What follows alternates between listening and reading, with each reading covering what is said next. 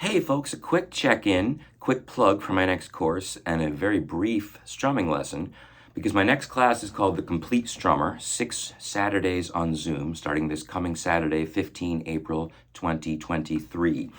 And we're going to start off talking about pure mechanics, which starts with how you actually hold the guitar. So I am using a dreadnought here. So this is a large body instrument. And so I'm doing a couple of things to help it stabilize. I don't want to have to hold the guitar. I want the guitar to sit so I am free to move. So I have my right foot up on a folding footstool, and that raises the body of the instrument a little bit. It's now holding the back of it against the right side of my chest, and my elbow can rest over here. Now, everyone is proportioned a little differently. So if you sit like this, where your arm falls may be different from where my arm falls. The main thing you are looking for is free movement of this hand without really having to lift the strumming hand shoulder, which is a real challenge. And if I put my foot back on the floor, you see immediately I can't sit level.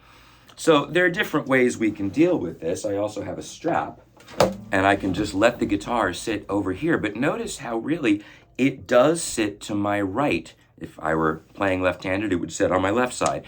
It is not sitting against my belly. It is not out front of me because look how much I have to twist my upper body.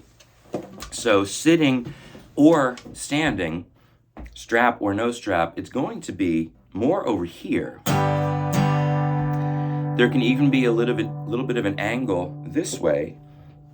Just kind of depends. It's a thick body instrument, so I've got to have a little clearance this way. I can try to hold it right against me, and you do see, say, bluegrass style players that will frequently sit, and it's like this almost, where the neck is level. I really do prefer, if I am doing more rhythmic strumming as opposed to a boom, chick, or a chop kind of thing, to have a bit of an angle, because I think I get a better sound on the strings. Now, too much of an angle just creates more pick noise. So if you were ever told that you should always hold the guitar this way, I don't think that applies to rhythmic strumming, because this just creates too much racket, where being a little more straight on makes for a much clearer, much more defined sound. You need to find what works for you, and I will say that depending on what I'm playing, I will change it. If I am doing more of a straight up flat picking, I do find that the strings being closer to level makes this easier. But if I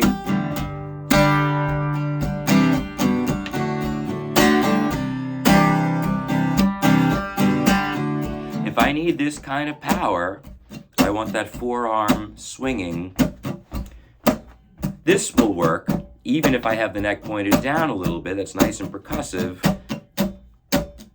This thins out the sound too much and makes too much pick noise.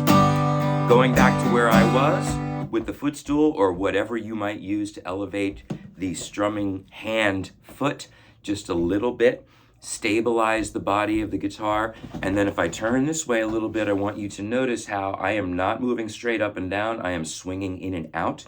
And in fact, I don't even like referring to this as downstroke, upstroke anymore, because that feels too much like doing curls or something, where I'm pushing down and pulling up. And what I really want is simply to swing out and swing back in.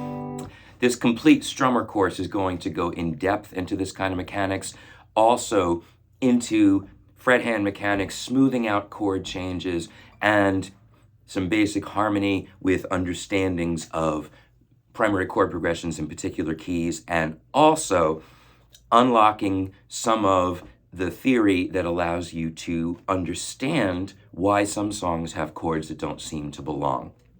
So a certain amount of mechanics, a certain amount of mapping the guitar neck with chord forms, and a certain amount of musical understanding of structure and form, which I believe really helps you learn songs. Saturdays on Zoom starting April 15, 2023. Link in the description. Thanks for watching.